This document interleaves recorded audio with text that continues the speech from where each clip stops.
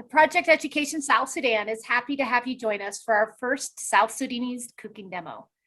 Our mission is to prepare young women to be tomorrow's South Sudanese leaders by mobilizing resources and communities for girls' education. This cooking demo series is meant to give us a taste of the culture in South Sudan as we continue to support girls' education. As Dr. Noela Mogga goes through the demo, you can ask questions in the chat or the Q&A. I'd like to give a little bit of information about our chef today.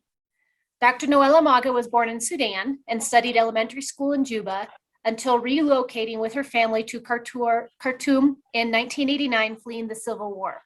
She attended the prestigious Unity High School in Khartoum. She pursued college studies at College of New Rochelle, USA, where she double majored in chemistry and biology. One of the happiest days of her life was to hear her mother's congratulations during her graduation ceremony when she received summa cum laude honors.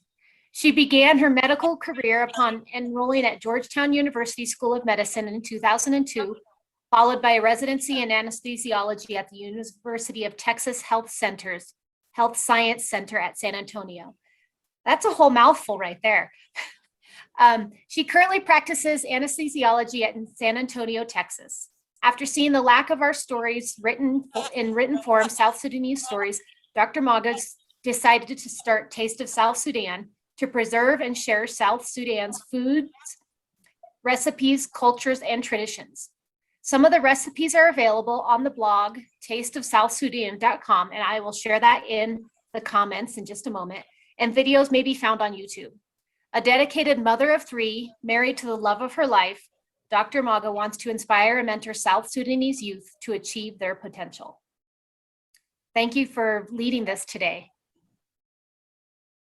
You're welcome. Thank you for that introduction. My name is Noela Mogga, and I am excited to host this first live cooking show to raise funds for Project Education South Sudan. So today we are going to be cooking 2 meals and making 1 drink unique to South Sudan. I will be showing you how to make Molokeya, which is also known as juice mallow, also known as jute leaves. And then I'll show you how to make red beans stew. So I am going to get started on the Molokeya. To make Molokeya, you will need lamb or goat or meat. In this case, I have 2 pounds of lamb right here, which has been cubed, and I am including pieces that have bone and fat because that will give us a nice flavor and aroma. I will have some onions. These are 2 onions, and you are free to cut this any way you like. In my case, the way I slice those were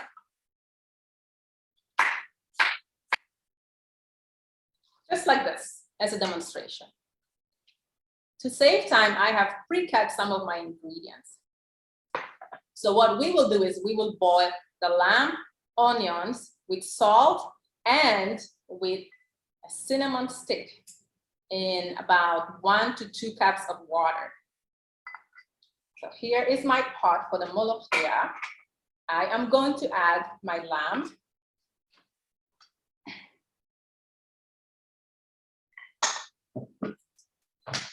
Right there. And now add the cut onions.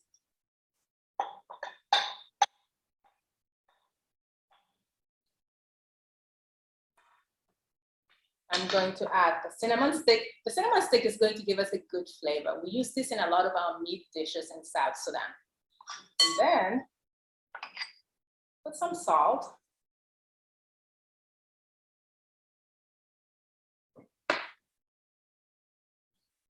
And water. About 1 cup is enough or more because we don't want it to have too much soup. So I'm going to set this to boil on high for about 30 minutes usually until my lamb is tender. It doesn't have to be completely cooked, but somewhat tender. Close the pot. And now I am going to move ahead and interchange to cooking the beans.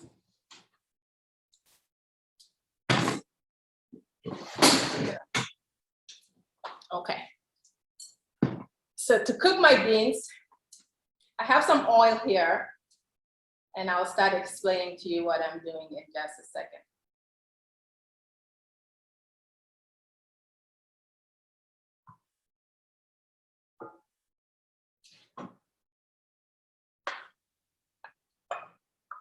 All right, my assistant.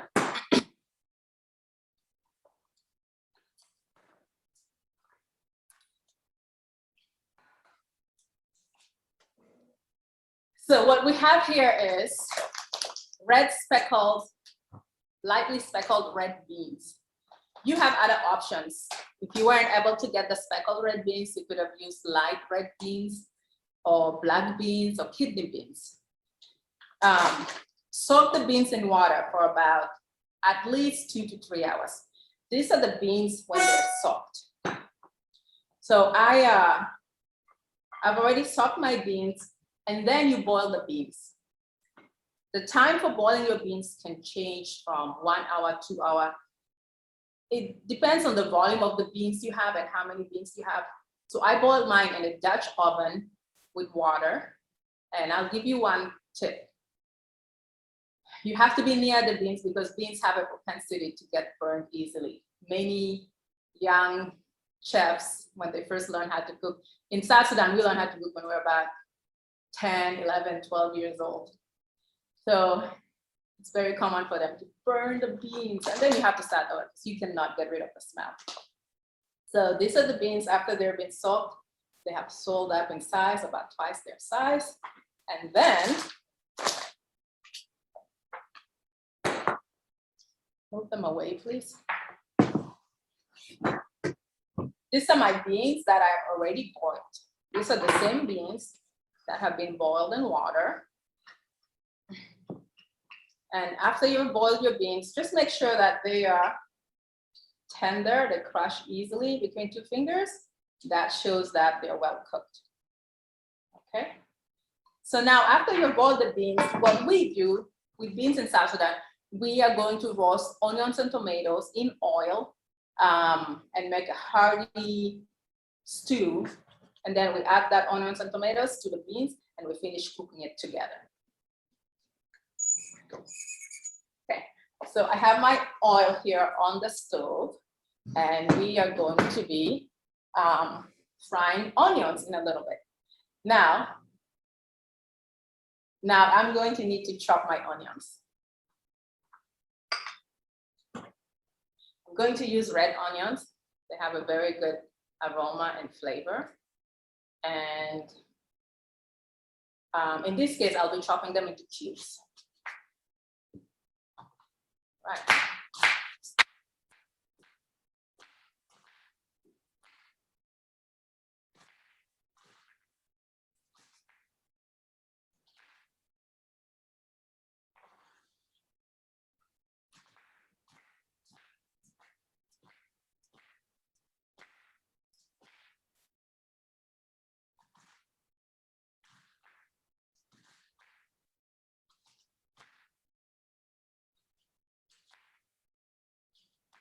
All right, I've chopped my onions, just waiting for my oil to heat up.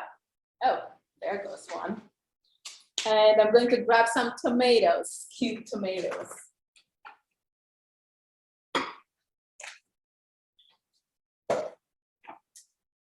After frying the onions, we'll be adding tomatoes. Those are the tomatoes which I cubed today. They're about 3 small tomatoes.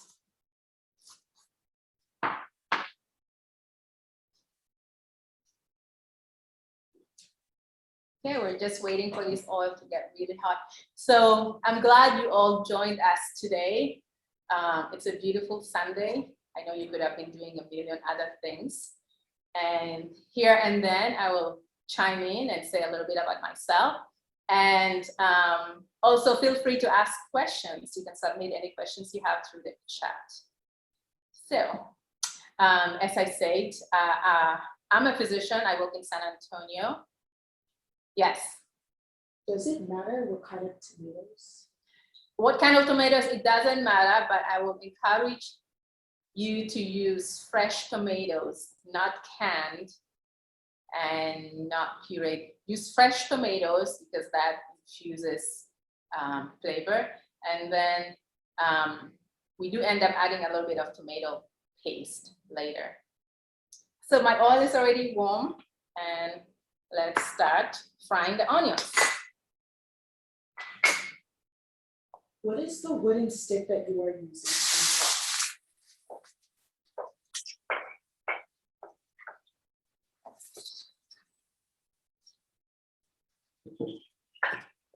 This is called a mufraka in Arabic, in Juba Arabic, where we're from in South Sudan, we call it a lofrega.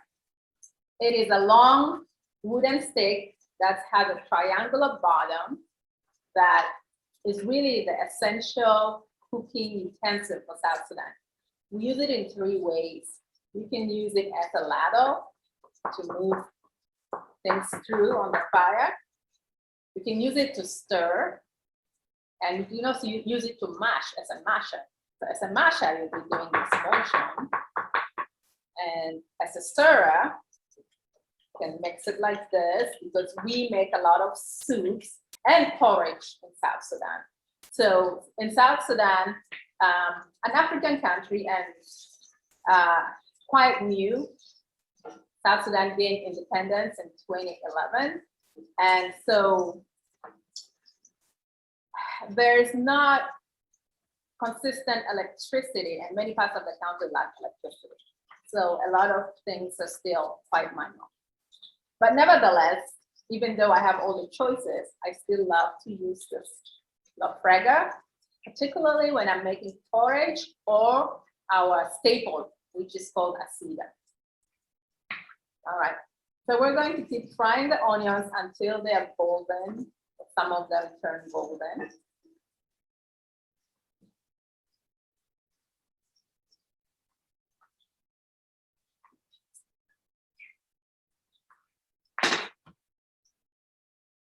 And at the current moment, I chop my tomatoes into cubes, and I'll just show you how I did that for demonstration purposes. Is there some place in the US that you can buy a mufraka? Yes, I'm glad you asked. So the mufraka, I sell them on my website, shop.tasteofsouthsudan.com. I sell a medium and a small size. And I think for most South Sudanese, they buy it through when someone comes over, they'll ask for it. Or when they first come over to the United States, they'll usually bring 1 or 2. But if you want one, you can find one on the internet through my shop on my website, tasteofsouthsudan.com. All right, so we're going to keep frying those onions.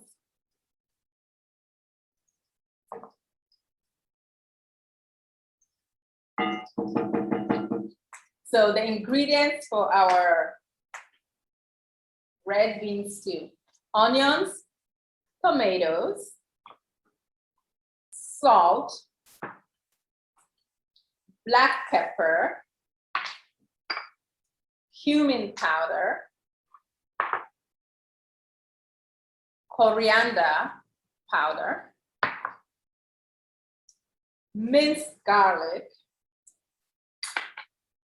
and tomato paste. Tomato paste. And as well, I had and salt and some water. So just once in a while, we'll keep on stirring our onions. Now, you can contact me later if you have any questions, or if you miss a step. I think we're going to have a video link, so folks who registered can go and watch the video and catch up.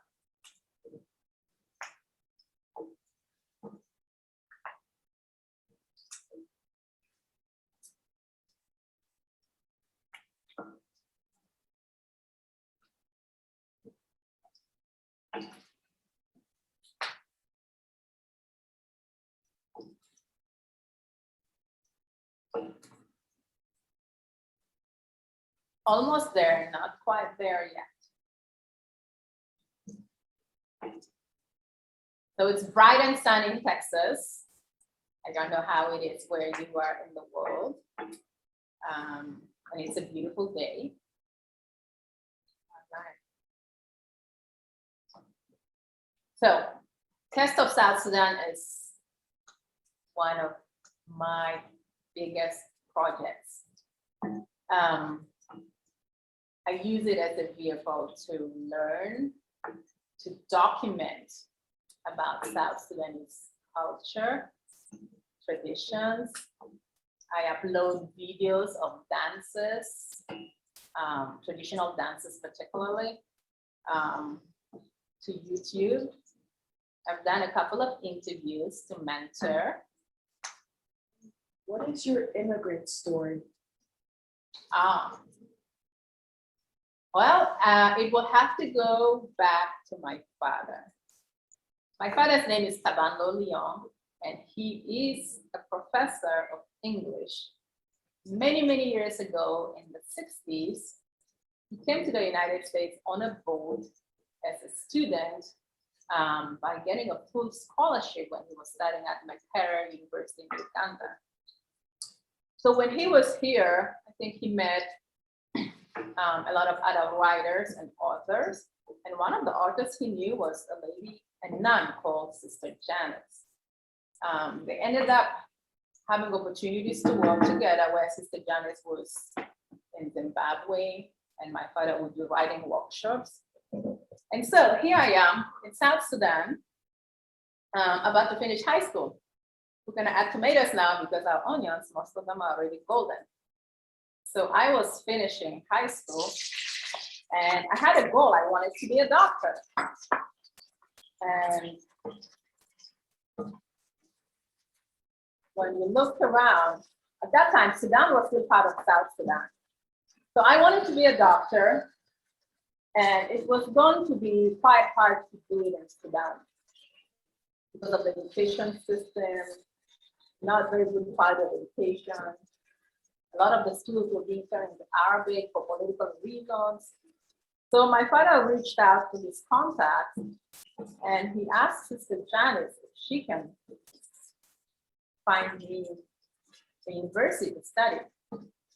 So at that very moment, Sister Janice is part of the Mary Knoll Sisters. They have a center in Austin, New York. So Sister Janice was invited to a graduation ceremony by one of the Jesuit Catholic schools, and this one was called College of New Rochelle. At that time, their president was a female nun. Her name was Dr. Dorothy Ann. Sister Janice spoke to Dr. Dorothy Ann and said that there's this young girl in South Sudan, she's quite bright, she wants to be a doctor. Is there any way you can help her? And so lo and behold, Sister Dorothy Ann offered me a scholarship. I applied to the College of New Rochelle from where I was in Khartoum, and they offered me a full scholarship. And I got on the plane by myself at 16 years of age to come to the United States to study college. Sister Janice met me at the airport and took me to the College of New Rochelle. That was September 12, 1996. Quite a story, huh?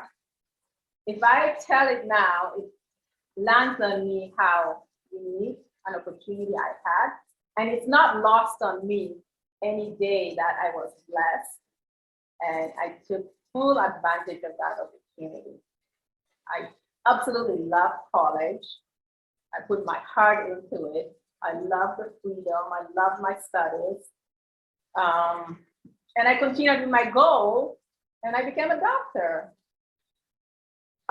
Yay. I'm gonna pat myself on the back for that. But it's not lost on me that I had an opportunity. Therefore, it is one of my goals, which is why I always, whenever I'm invited, I want to give back by teaching, mentoring, giving of myself, my time, and my resources to give others the opportunity for an education. So at this point, what we're going to do is we're going to be, as the tomatoes cook, we're going to be mashing them with the wooden spoon, just pressing it against the pan. All right, you may ask, why do I do that? Why don't I just put it in a blender? Well, if I put it in a blender, I'll get a puree, or it will be all a uniform size, too small a size. The joy for me when I'm eating beans is that once in a while you want to bite into, oh, that's an onion, oh, that's a tomato popping in my mouth. So that's the joy of it. So you may hear some noise as I continue banding here, but this is part of traditional South Sudanese cooking.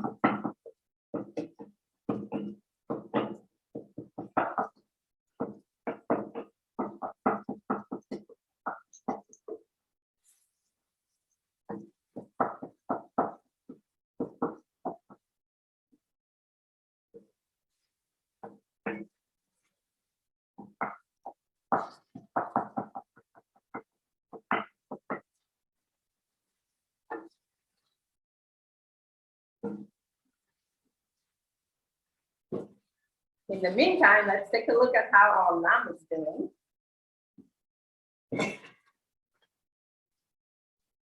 I need my heat to be a little bit high. Okay, so here's the lamb boiling along, not ready yet.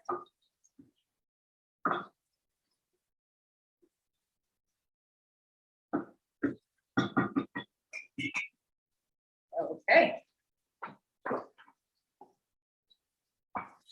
So I'll add a little bit of water.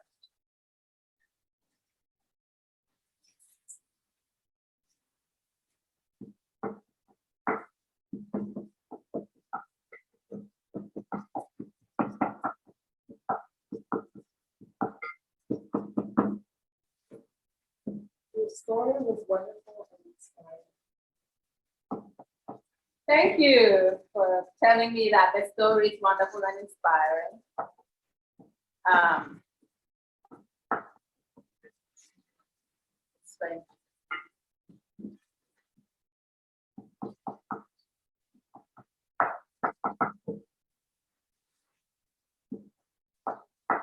So after I finished College of New Rochelle, of course you have to do an exam called the MCAT. I took the MCAT and then I had to take it twice. In the meantime, I used my chemistry degree to work in the pharmaceutical industry. I worked for two companies, Sharon Plow, based in New Jersey, and in that position, we were testing the drug called Azero. And then I worked at Pfizer in Connecticut for a year. Is the goal of mashing it to make it uniform or in chunks? It's to reduce the size, and to get a pulp. We want to get it soup based, so we want to get some pulp, so that when we add it to the beans and we cook it together, it gives us a thick consistency.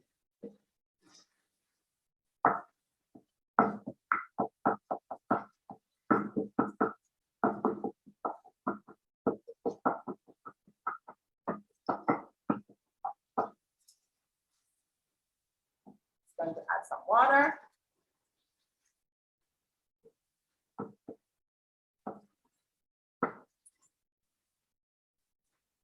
Yes. Yes, I mash the tomatoes so we can reduce the size. Now, at this point, I am going to be adding the garlic. This is our mashed garlic. We'll add about 1 tablespoon.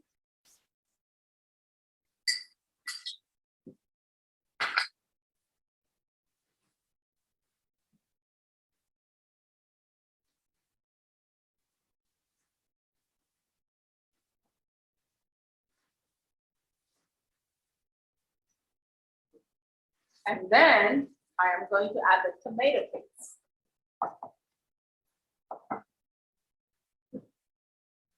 This is that tomato paste.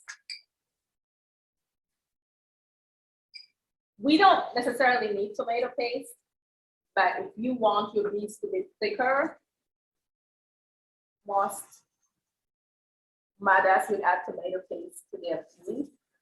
And if you don't have any tomatoes, then of course,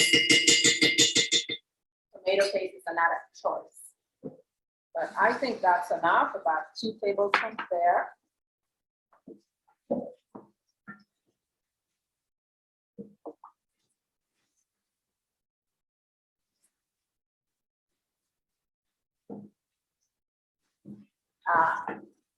This is nice. This is the consistency I want. Some salt.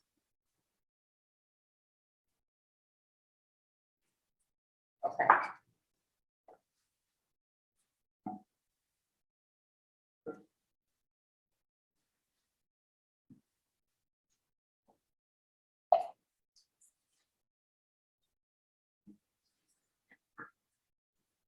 Now, at this point, I'm going to add this onion tomato base to my beans. And then I will cover and let it cook together for 10 to 15 minutes so all the flavors infuse together. We're going to move things around here a little bit.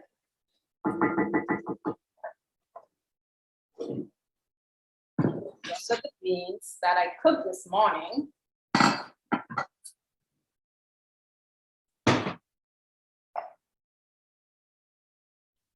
So scoop your onions and tomatoes.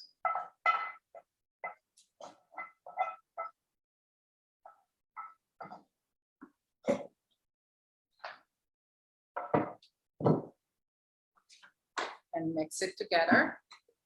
And Do you ever go back to South Sudan? And do you have family there?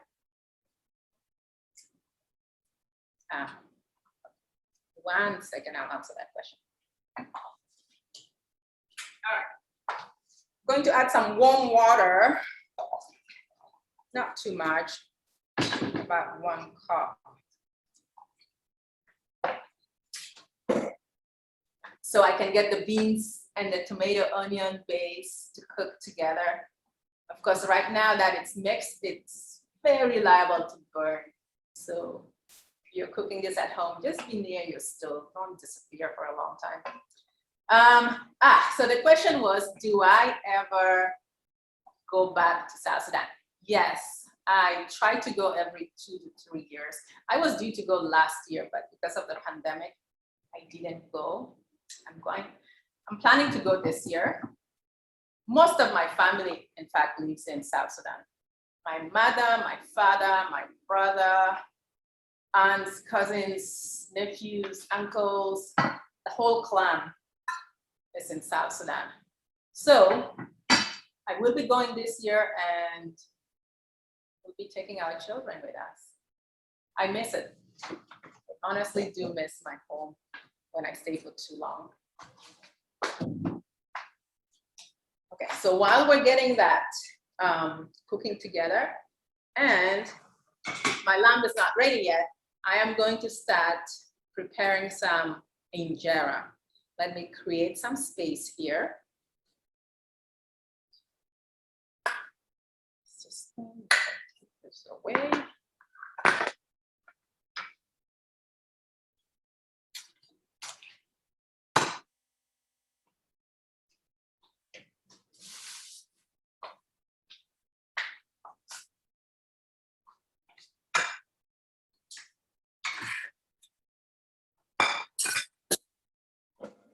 Okay, this is called injera. It is an Ethiopian staple meal. We love it in South Sudan because it resembles, it's very similar to what we eat in South Sudan, which is called Kisrah. Kisrah is a flat, unleavened bread made out of sorghum and a little bit sour. Injera is similarly flat, unleavened bread. Injera is made out of teff flour. It's gluten-free. It's very good for you. It's a very good bread. So In America here, or most places, you can buy injera from an Ethiopian grocery store. In this case, I found it in Alibaba, which is a Middle Eastern grocery store in South Sudan. I mean, in San Antonio. We're not in South Sudan. This is how you usually use injera. You roll it up and you can cut it in half. So this is what we're going to be eating as our staple with the beans and the Molokeya. If you were close to me, you could smell the sourness because it's fermented. It has some sourness, which I love. Now, my kids, on the other hand,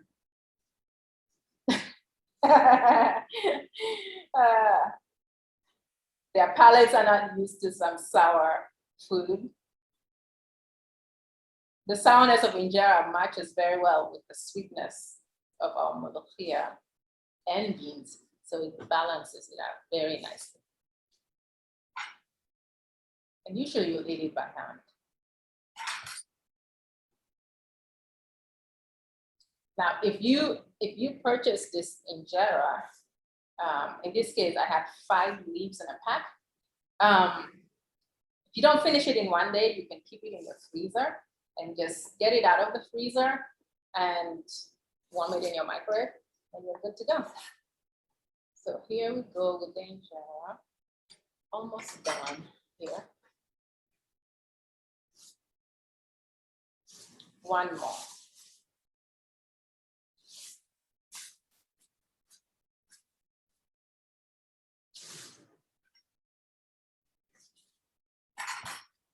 Okay, all done.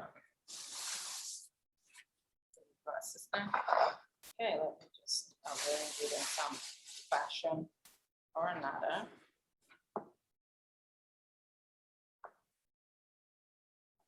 Okay, that's how I do it. I'm going to wash my hands.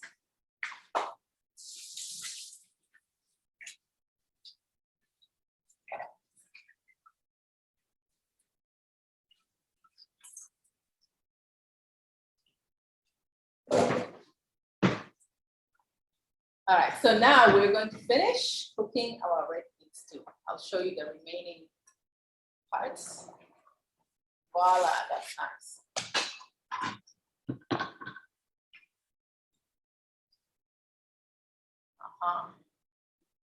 Nice.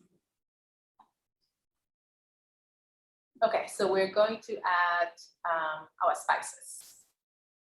If you recall, we've already put in tomato paste and garlic.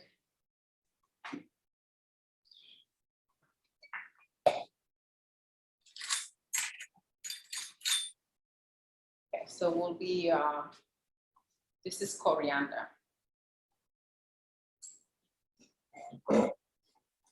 I can tell coriander from the color and the smell. I'll be adding about 2 tablespoons. This is my cumin powder. 2 large tablespoons. Sorry, I say tablespoon. This is a teaspoon. And I have my black pepper. I have a 1/4 teaspoon there. All right. Now, beans is one of those things where you can add red pepper, red bell pepper, green pepper. You can add more spices if you want to. Dill, cilantro, parsley. And if you need more nutrition in it, you can even add carrots that you have sliced, or what is that? Scallions, the small green onions. So what tips would I give you about South Sudanese beans? 1, you need to use fresh beans, not the canned version. Because when you use fresh beans, you have the pulp or the juice from the beans, which in a canned version, you usually pour that away. It's fresh onions, fresh tomatoes, fresh garlic. You have yourself a good meal. Okay, now I need to taste my salt. I am going to do the old-fashioned way. Don't have enough salt. Just plain old regular table salt. Add more salt to it. Now I'm going to add red bell pepper to give me an additional flavor here. Are the beans ready? Not yet. Where did you go to find your red bean? My red beans.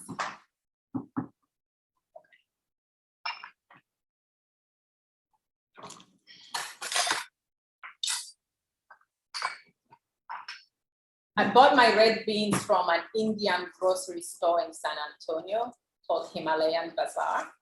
I usually find them in my Middle Eastern stores, such as the one that we have here called Alibaba. But Alibaba only has the light red speckled beans. So I went and looked for this in another one of our ethnic stores. So most of the foods that we eat in Africa, a lot of them, beans, you find a lot of those in Middle Eastern grocery stores, or you have any Asian grocery stores or Indian grocery stores, if you have any one of those. If you're living in a large city, you can always find some. So here we go. There is the red bell pepper. Now, we are going to move on to finish cooking our Molokeya with lamb stew. Okay. So I am going to lower the heat on my beans. Seneta, bring me some water. You can use that glass. Fix the cold.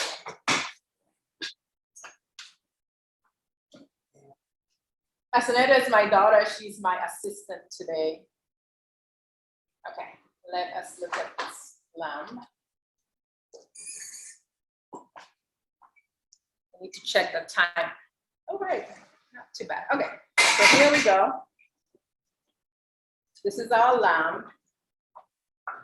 We are about ready to move on to the next phase.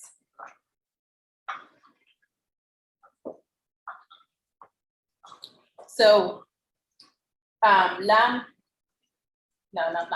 Molokeya. Thank you. I'm going to drink some water, guys.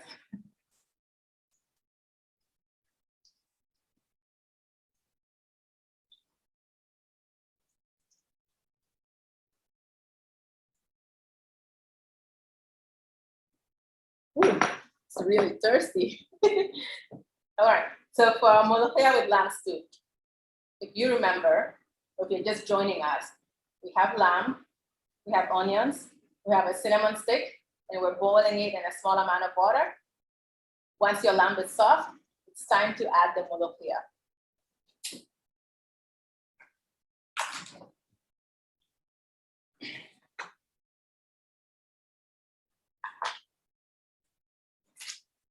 This is how I buy this Molokeya. I buy these leaves from my Middle Eastern grocery store as well. That's called Alibaba. It comes frozen. I think they do grow fresh Molokeya in California. It is not a common American vegetable, which is why you will not see it fresh in American stores. But I have seen in this store I go to once in a while, they bring it fresh where it's been grown in California. So it is frozen, you can thaw it, and it's already been minced. The leaves, they look like this. What's interesting about Molokeya is that it is what someone would call a little bit slimy. It draws. I know that's not a consistency that's common in American cooking, but in African cooking and Middle Eastern cooking, it's a quality that we love. So what I'm going to do is, we're going to add some bicarbonate soda.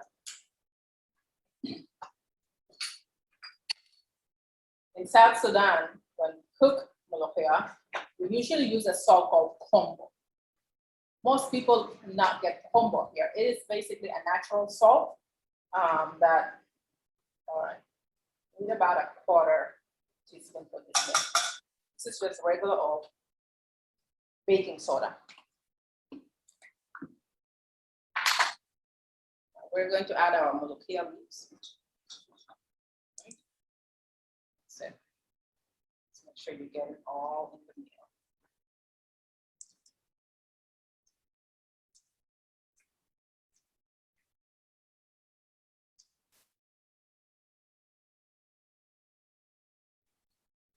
The way I would describe the original combo is that it is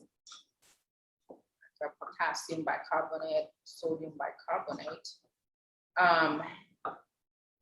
In my area of South Sudan, we make it by passing water through ashes of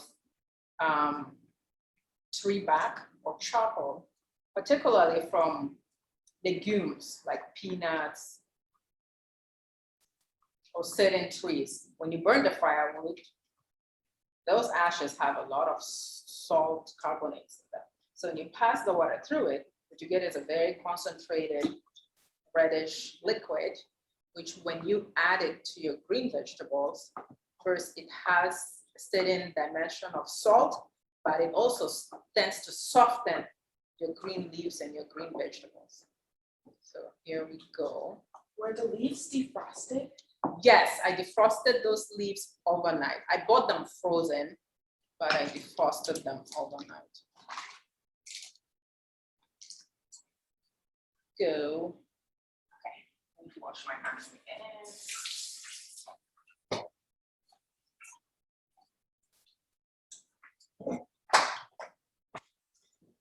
The Molokeya leaves cook very quickly, so not too much longer before we're done cooking this meal.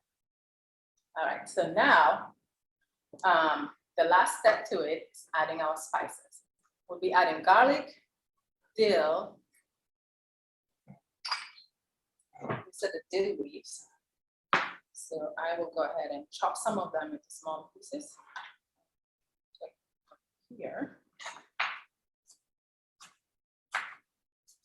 I consider fresh dill to be an essential ingredient, fresh dill and garlic. When you add those, it just gives you the classic taste and smell of Molokeya. And voila. It also blends nicely with the green of our Molokeya. Yeah. So that's about enough. Okay, if you have not, I love it.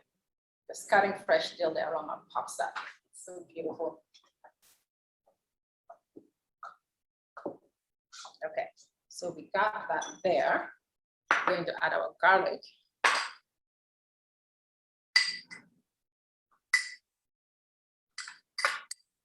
And I have minced my garlic the old-fashioned way, using a pestle and a mortar. Like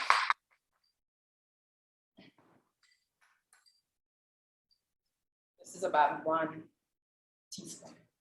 Got it.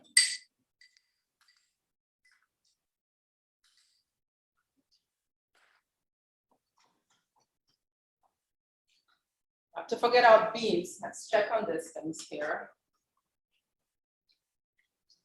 Yay, beautiful.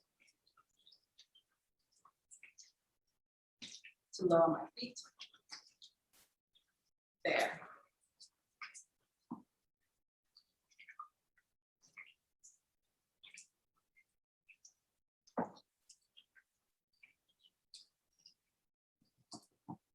Okay. Not ready yet. I want it to be a little bit thicker. Let's come back to the Molokeya. So now this Molokeya is a little bit too thick, so I'm going to put some water.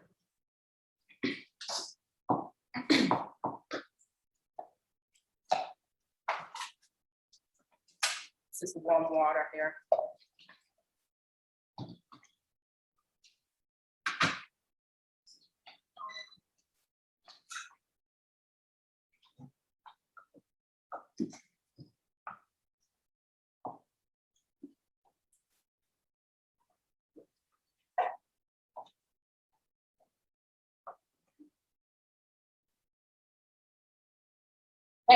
finishing touches, our spices.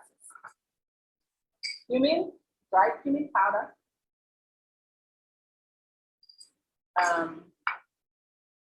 Coriander, dried coriander powder, and black pepper.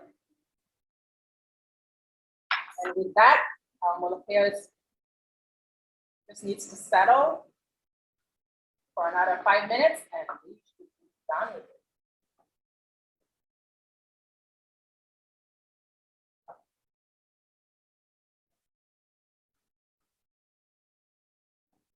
Now it's time to taste our salt.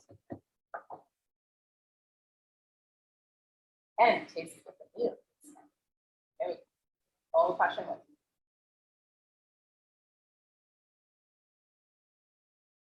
Guys, it tastes really good.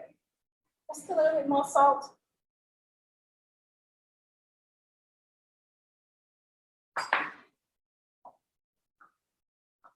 It's one of those meals that in any South Sudanese function, people love it. Can eat it any day, every day.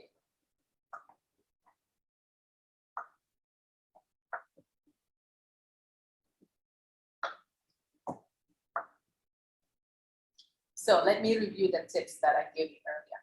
You should use fresh meat, fresh lamb. You could use completely lean beef, but honestly, you do need some element of fat in there. To use lean meat, you need to add some oil. Okay, stick in a little bit more regular salt, and I am going to turn off the heat because it is finished cooking.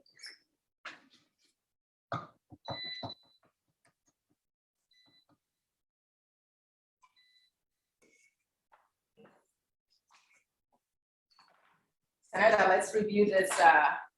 Come here and show the beans on the side. You see it? Okay, great. Our beans are done as well. We're going to turn off the heat, but I will leave it on the stove to cool down slowly and to simmer down. Now we are moving to make our quintessential South Sudanese drink called kepkede. I'm going to bring my ingredients for my kepkede.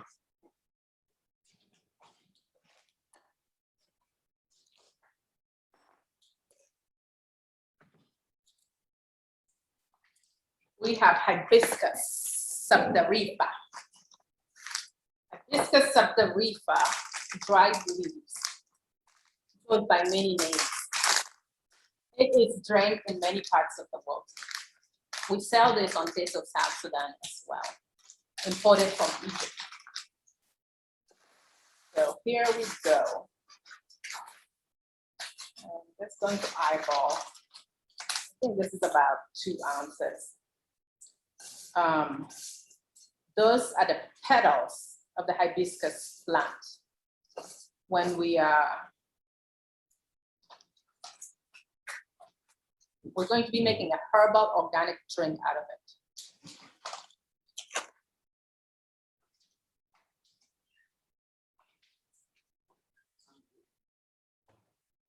All right, so what we have here, I'm going to be adding hot water. And the reason I add hot water, I think just because I'm a scientist, I feel like I need to sanitize it with hot water. The first hot water that I add, I pour it out.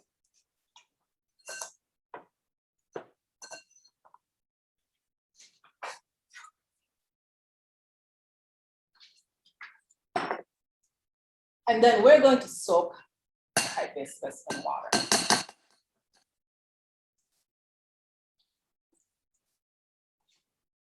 This is boiling hot water.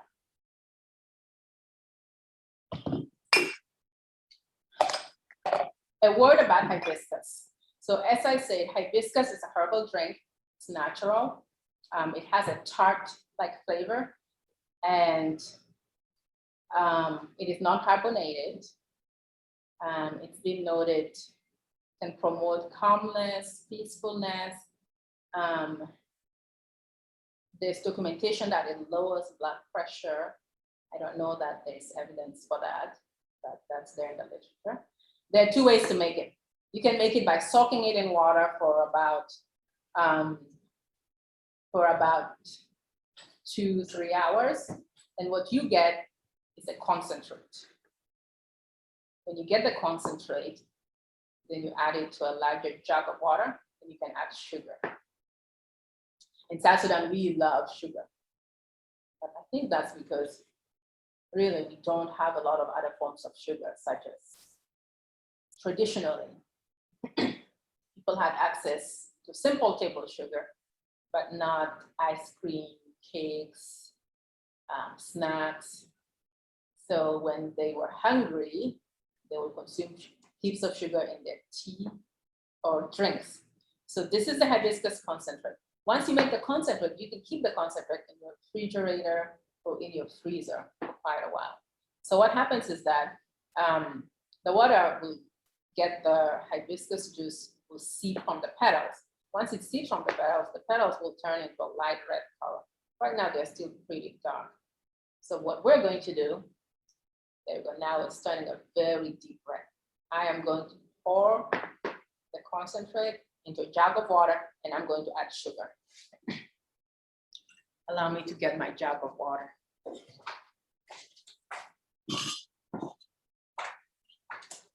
This is a jug of regular water.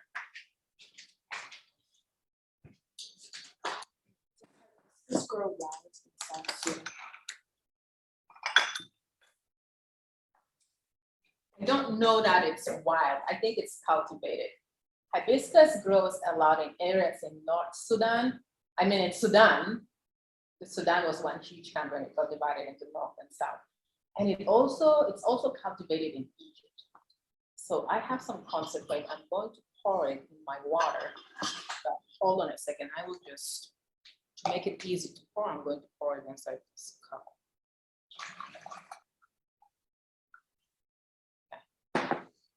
This is my concentrate. How much should you add? For the most part, we eyeball and we use taste. Thank you. I have a recipe on Taste of South Sudan if you want specific ratios. This is too light a concentration. So I am going to add more.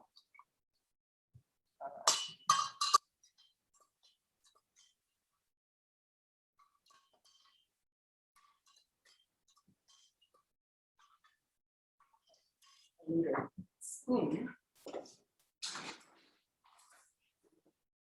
so that I can taste it.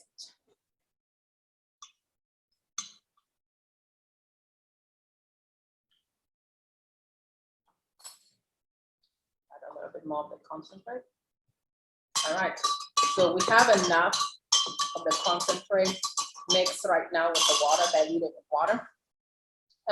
If you're in America, you can find hibiscus leaves in many grocery stores, actually. In our grocery store, they keep it in their section with the Mexican food because hibiscus, yes. How long can hibiscus stay in the refrigerator? The drink can stay in the refrigerator for 3 days. That's probably how long you keep an open drink. But the concentrate, you can freeze this for 6 months if you want to. All right, I'm going to pour the concentrate back here. There's still a lot more that we can get out of this petals, but we don't need it now. So we're going to put it on the side, and I'm going to add sugar.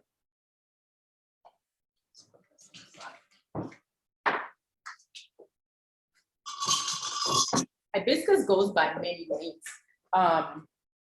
When I go to the Mexican restaurants or stores in San Antonio, they call it Jamaica.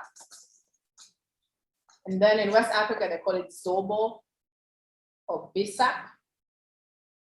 And In Egypt, Sudan, South Sudan, we call it kerkere.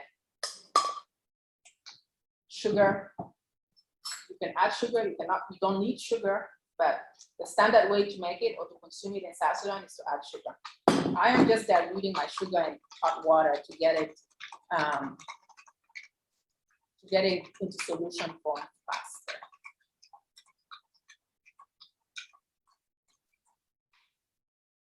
All right, there we go. Okay, that's my hibiscus drink.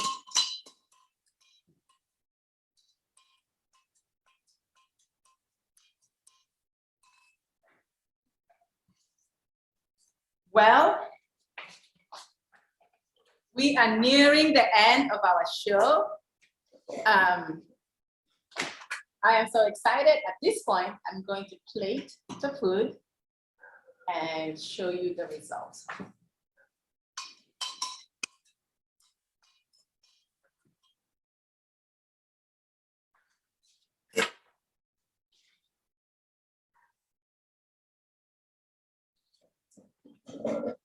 Give me just 1 second and send in your questions.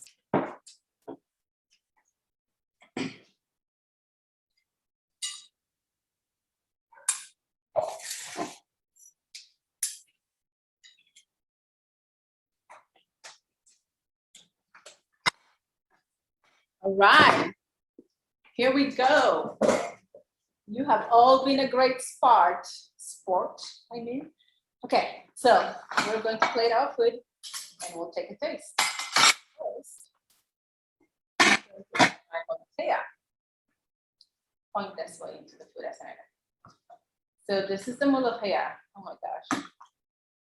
Beautiful, lovely, yummy. So the way to eat injera, you basically pour your soup over your injera, and we usually use our hands. So there we go. You put a couple of meat pieces with each serving.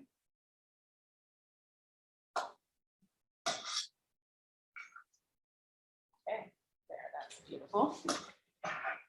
And next, I'm going to serve the beans. All right, here comes the beans.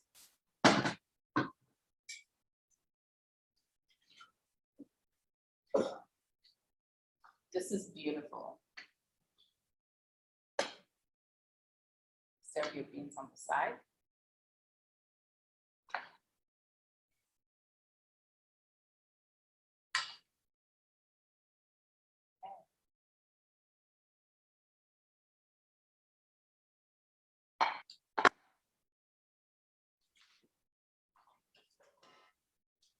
All right, Aseneta, turn the camera that way, and we are going to show you our testing session.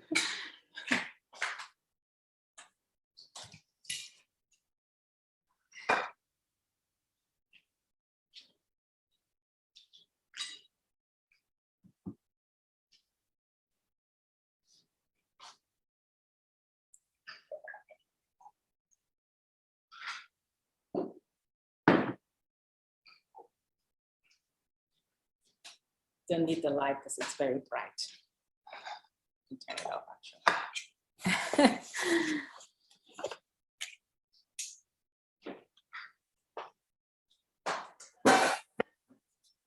Okay.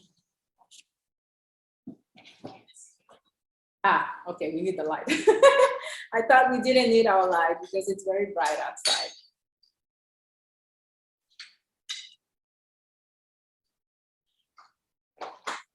Well, here's our final meal.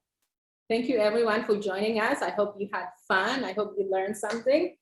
And do you know what I'm most proud of?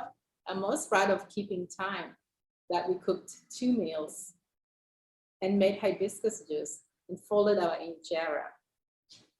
Now I am going to do the testing. All right, how do you eat injera? Well, we eat with our fingers. So of course you'd wash your hands first. Take a piece in your hand and scoop the meal. And the beauty of eating with your hands is that you get to feel the food, you feel the texture. It's another sensory additional sensory mechanism, you're already anticipating, and all the nerve fibers are going in your brain. You can feel how hot the food is, how hard, how soft.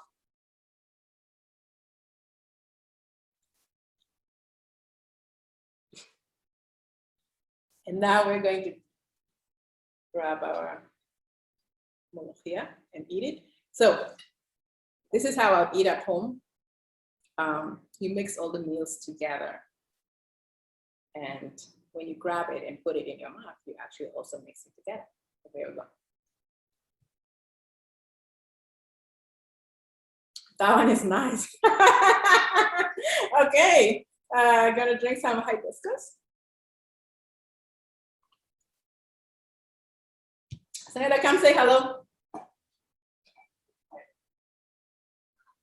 Hi. This is Aseneta. She's my eldest daughter, and she's my assistant.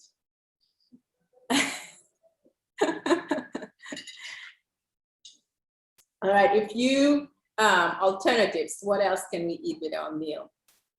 We can eat with asida as a staple. If you don't have injera, you can use bread, rice. What does the meal taste like exactly? What does it taste like? Injera is spongy and sour. I don't know what to equate it to. My greens have a meat flavor, somewhat sweet and salty, and goes down smoothly. Beans, a nutty flavor. What would you think? I got onion, tomato taste, and the taste of spices. So it tastes like home. And how much are beans a part of South Sudanese daily diet? Beans are a huge part of South Sudanese daily diet. And that is because we are mostly really a vegetarian eating society. We have cattle, but we don't consume beef daily. We don't consume chicken daily. And for the most part, because most of these animals are still being reared in an organic way where they're roaming at pasture, including your chicken. So there is a limitation. You don't have an exponential amount of chicken to purchase. So most South Sudanese families will eat meat or chicken infrequently, weekends, or when they have an occasion, or when they have an event where they get to slaughter an animal. If a family had, for instance, like 5 chickens, they don't really slaughter one each day. They'll just rear them until when they have a visitor come, then they'll slaughter a chicken for the visitor. So that being said, most of the meals are usually greens that have been cultivated, or beans. So we eat red beans, we eat kidney beans, black-eyed peas, we eat navy beans, which are white. And then we also eat mung beans spelled M-O-O-N-G. That one, you find it in the Asian stores, and a large variety of beans. So I would even say South Sudanese staple diet is very close to what a vegetarian Indian person would eat, with the exception of we don't have curry powder in South Sudan. Do you ever cook your injera? I have not veered into making injera, but I do make Kisrah. Injera is very similar to Kisrah. I think it's because it just doesn't come to my mind. When I want to eat something similar to injera, I'll make the version that the Sudanese people make, which is called Kisrah. Kisrah is made out of sorghum. Injera, they use teff flour. So teff has a brown color, so sorghum is a little more cream. What grains are typical in South Sudan? In South Sudan, the grains we have in South Sudan, we have millet, red millet flour, we have sorghum, and we have maize. And most of our grains are gluten-free. Traditionally, we did not have flour. We did not have white flour. yeah, so mostly millet, sorghum, and corn. But corn is even not a major part. Only recently, a lot of folks are moving towards consuming corn.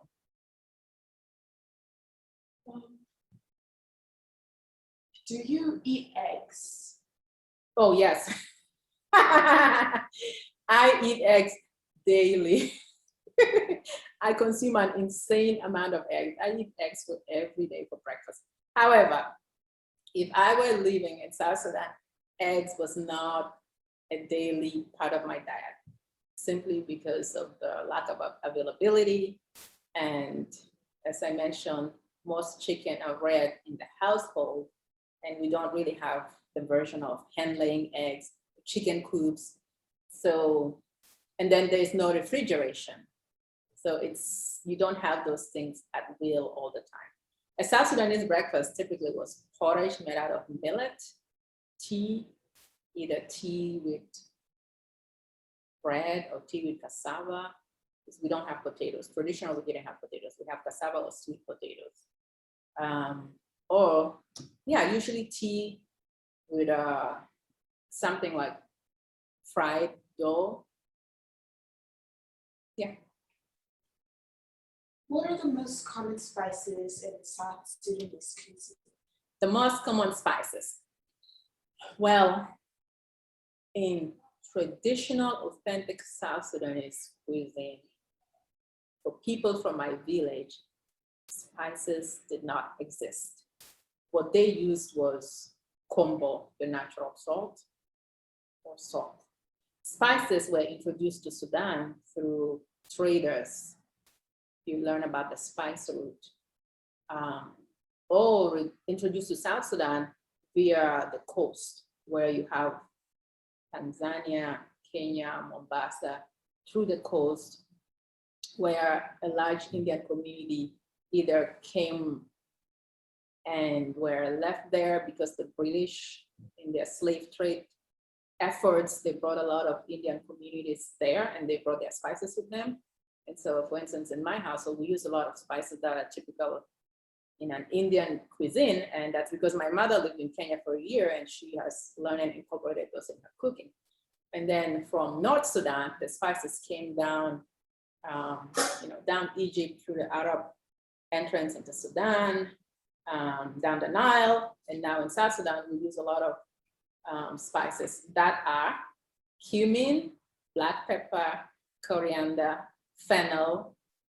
We use galangal root, ginger root, cinnamon stick, and then we use cloves and what's that on? Cardamom. Do families have home gardens? Home gardens. Oh, yes. In South Sudan, we have typically pastoralists and agriculturalists. The pastoralists are groups that maintain cattle. The pastoralist diet usually is meat-based and milk-based, and then grains. But for the agriculturalists, which is where my family is from, because my parents are from Equatorian region of South Sudan, from a village called Kajukeji. So in that village, most families will tend a garden in their backyard, and they'll grow the common foods that they eat, such as okra, what is that thing? The black-eyed peas leaves, sweet potatoes, tomatoes, and peanuts, groundnuts. Is there a vegetarian option for the lamb recipe? For the lamb recipe, I wouldn't. They are probably, well, vegetarian option. I would say no. You can cook it without any meat, but the flavor will not be the same. And that being said, the concept of a pure vegetarian is usually alien or new to South Sudan. And for the most part, I think people, they already eat vegetables in a large quantity. But when they have meat, they usually mix the meat with vegetables. If one didn't have meat, usually you would add something that had a meat flavor. So for families, that could include using chicken bouillon stock or beef bouillon stock. But you're free to experiment because, as I understand, a lot of the meat substitutes are getting to be so good in their taste. So you should feel free to substitute to a meat substitute if you want to try that out. I have not, so I would think to myself that I would be concerned about losing the authenticity of the taste of the meal. Now, if you didn't want to use meat, you could use fish, because we do use dry fish with Molokeya, or you can use chicken as well, if one didn't want to use it.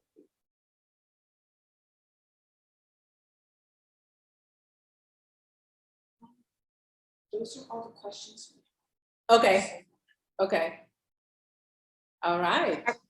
All right, thank you so very much, Noela. We are so thankful that you showed us how to make these these 2 meals and this drink. And if you all have any other questions, you can send them along later on. You can either reply to PESS and we will send it on, or you can go to her website, Taste of South Sudan, and it's been in the comments, and you can message her that way, also on Instagram. So thank you for joining us. Please mark your calendars for June 6th so you can learn 2 more South Sudanese dishes. We'll have this demo up on our website for you to share with friends who are not able to join, or if you'd like to go back and check on a few things, you can too. And then if you would like to give Project Education South Sudan a donation, you can at this website, https://tinyurl.com/PESS donate. It's also up here on the top of my screen. But that is the quick link to make any donations to PESS. The girls in South Sudan do start school up in April, and they're very excited because it was very limited education during COVID. So they're excited to start all of school back up and running again.